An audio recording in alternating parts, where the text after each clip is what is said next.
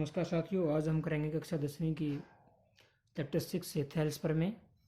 और थेल्स प्रमेय को ध्यान रखना कि आप आधारभूत प्रमेय या बीपीटी बेसिक प्रोपोर्शन थ्योरम भी आप बोल सकते हैं। तो पेपर में आ जाए कि आधारभूत समानुपातिक प्रमेय सिद्ध करो, तो इसका मतलब थेल्स प्रमेय है। ठीक है, या ये लिखा मिल जाए, ये थेल्स प्रमेय की स्टेटमेंट है, ये भी एक नंबर में पूछा सकती है। या कई बार पेपर में ऐसे ही पूछा जा सकता है कि थेल्स प्रमेय की स्टेटमेंट लिखकर उसको प्रूफ करें। तो इसमें आपको स्टेटमेंट लिखनी पड़ेगी।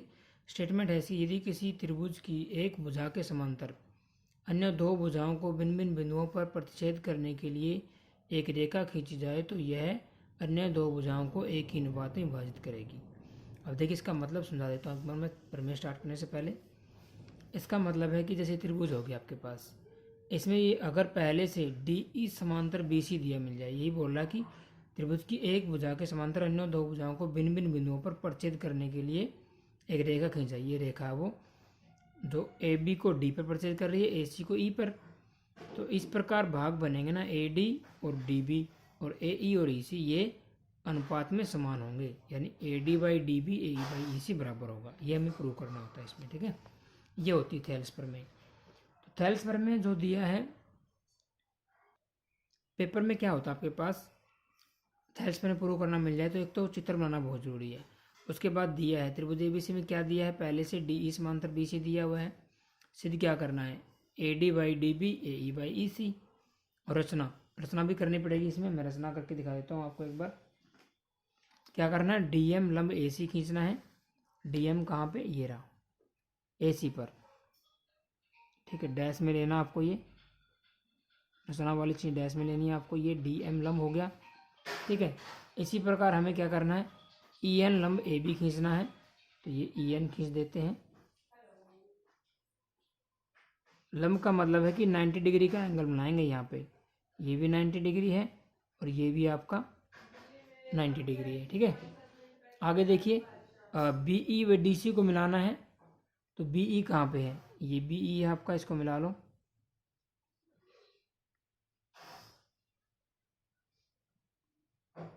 मिला दिया। और इसी प्रकार हमें मिलाना है डी सी को। डैश डैश में इसलिए मिला रहे हैं क्योंकि ये हमने रचना की है। ठीक है, ये हो गया। अब हमें क्या करना है, अब ध्यान से देखिए, मैं आपके पास राइट साइड में ध्यान से देखिए, ये त्रिभुजें बनेंगी इसमें से। तो पहले मैं इस त्रिभुज की बात कर रहा हूँ, ए डी ई की। तो मैं क्या करूँगा, यहाँ पे ले लूँगा त्रिभुज ए डी ई में। तो यहाँ पे आपको क्या देखना है, देखिए डायरेक्ट कर लेते हैं हम। यहाँ पे हमें लेना है एरिया ऑफ त्रिभुज ए डी। ठीक है, एरिया ऑफ त्रिभुज ए डी। अब ये आपको ध्यान रखना बेसिक कि किसी भी त्रिभुज का एरिया आप कैसे निकालते हो, इसका फॉर्मूला होता है 1/2। ठीक है, आधार गुणा में लंब होता है, आधार गुणा में लंब होता है। मैं ए डी ई की बात कर रहा हूँ, इसकी ए डी ई की। दो टाइप से एरिया निकलेगा इसका। एक तो इसको लंब मानूंगा, तो इसको लंब मानूंगा ई एन को, तो ये ए डी इसका आधार हो जाएगा। तो इसका एरिया हो जाएगा 1/2, क्या हो जाएगा, ए डी आधार हो गया, और लंब क्या हो जाएगा, ई एन। ठीक है, इसको मान लेते हैं, ये इक्वेशन 1 है। ऐसे ही मैं निकालूंगा एरिया ऑफ त्रिभुज ए डी ई। जब मैं क्या करूँगा, ये वाला, ये भी त्रिभुज ए डी है, लेकिन अब की बार डी एम इसमें लंब हो गया। अगर डी एम लंब हो गया तो आधार क्या बनेगा, ये ए ई बनेगा जिस पे लंब है। तो ए ई इंटू में क्या हो जाएगा, डी एम, आधार गुणा में लंब।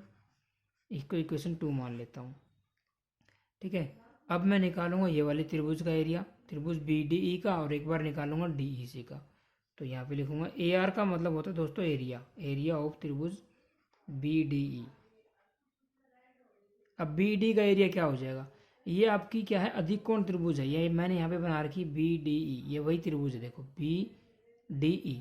अब इसका लंब आप खींचोगे ई से, तो वो बाहर की तरफ बनेगा, ई एन, ई एन लंब होगा इसका। यहाँ पे देखिए मैंने अच्छे से बना रखी बी डी ई, तो ई एन इसका लंब होगा। ठीक है, ई एन इसका लंब होगा, जो डी ई को आगे बढ़ाने पर लंब प्राप्त होगा हमें।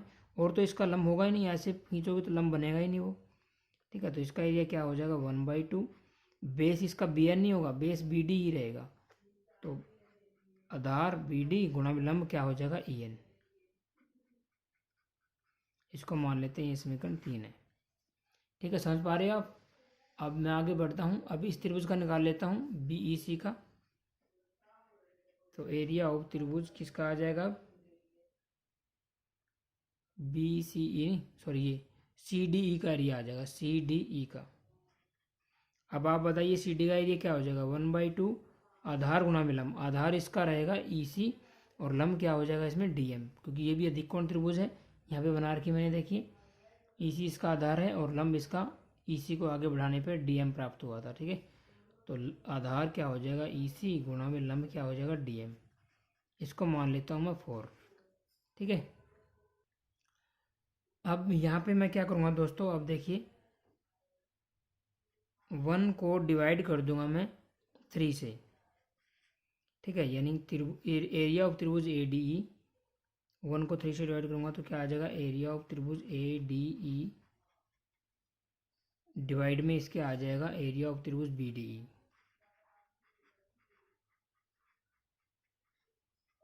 अब देखिए ये कितना है, 1/2 ए डी इंटू में एन था। आप डायरेक्ट ये स्टेप को छोड़ के ये भी कर सकते हो डायरेक्ट आप। ठीक है, आपका ये बच जाएगा सारा।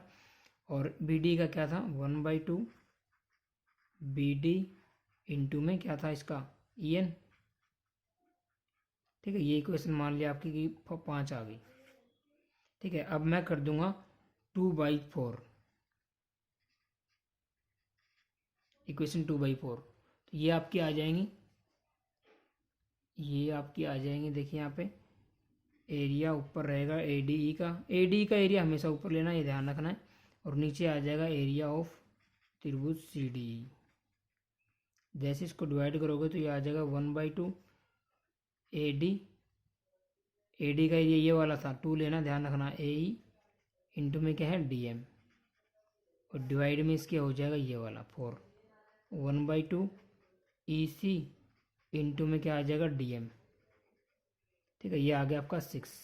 अब यहाँ से ध्यान से देखिए आप, अब यहाँ पे आप ध्यान से देखोगे तो एक रूल और आ जाता है इसमें कि ये जो आपकी त्रिभुजें है ना, यहाँ से देखिए ऊपर बी बी डी ई और सी डी ई दोनों डी ई पे बनी हुई है और डी ई समांतर है बी सी। तो समांतर रेखाओं के बीच और जिनका आधार एक ही हो तो वो त्रिभुजें क्या होती हैं, उनका एरिया बराबर होता है। तो यहाँ पे हम क्या शो कर देंगे, यहाँ पे लिख देना कि एरिया ऑफ त्रिभुज कौन सा, बी डी ई बराबर होगा एरिया ऑफ त्रिभुज सी डी ई। दोनों का एरिया बराबर हो गया, तो दोनों का एरिया बराबर है तो इसका मतलब ये नीचे का पार्ट और ये पार्ट बराबर है। इसका मतलब तो ऊपर का पार्ट तो सेम है इनका। मैं कहूँ कि 1/2 बराबर है 1/2 के, दोनों बराबर हैं, ऊपर ही बराबर है तो बराबर हो जाएंगे, यानी 5 और 6 क्या हो जाएंगे, इसलिए 5 और 6 आपके हो जाएंगे इक्वल। 5 और 6 आपके इक्वल हो गए। अब क्या करेंगे, हम इक्वल रख देंगे इनको, तो क्या आ जाएगा आपके पास, यानी कि इनकी लेफ्ट साइड भी इक्वल होंगी और राइट साइड भी। तो राइट साइड इक्वल पुट कर देते हैं। तो यहाँ पे देखिए 1/2 से 1/2 कैंसिल हो जाएगा, तो ये क्या बच जाएगा आपके पास, ई एन से ई एन कैंसिल हो जाएगा, ये सारा कैंसिल हो जाएगा। तो क्या बच जाएगा, a D by b d बचेगा, और इधर क्या बचेगा आपके पास, ये 1/2 से 1/2 कैंसिल और डी एम से डी एम कैंसिल, ये बचेगा ए ई बाई ई सी। तो यहाँ पे लिख देते हैं, दूसरे पेज की जरूरत नहीं पड़ेगी। तो आपके पास क्या आ जाएगा, 5 और 6 को इक्वल कर दो, 5 क्या था a D by b d और इक्वल हो जाएगा आपका ए ई बाई ई सी। ठीक है, और यहाँ पे लिख देना इति सिद्धम। यही आपको प्रूव करना था। अब अच्छे से देख लो, देखिए मैं दिखा देता हूँ आपको। ये देखिए a D by D b और ए ई बाई ई सी, यही प्रूव करना था। ठीक है, बहुत ही आसान है, कुछ नहीं करना है। एक बार रिवाइज करवा देता हूँ मैं। पहले क्या करो, पूरी त्रिभुज ले लो, एक बार ई एन को लंब मान के एरिया निकाल लो और एक बार डी एम को लंब मान के निकाल लो। क्वेश्चन 1 और 2 आ जाएगी। अब बी डी ई का एरिया निकाल लो। ठीक है, ऐसे ही सी डी का एरिया निकाल लो। फिर क्या करो, इसको डिवाइड कर दो 3 से और 2 को कर दो 4 से। जैसे ही डिवाइड करोगे ये आपके पास कट जाएंगे और इनका एरिया इक्वल है। एरिया इक्वल है तो 5 और 6 इक्वल हो जाएंगे, आपका प्रूव हो जाएगा। बहुत ही आसान है। ठीक है, और वीडियो अच्छी लगी तो वीडियो को लाइक करें, अपने दोस्तों को शेयर करें। Thanks for watching, bye friends.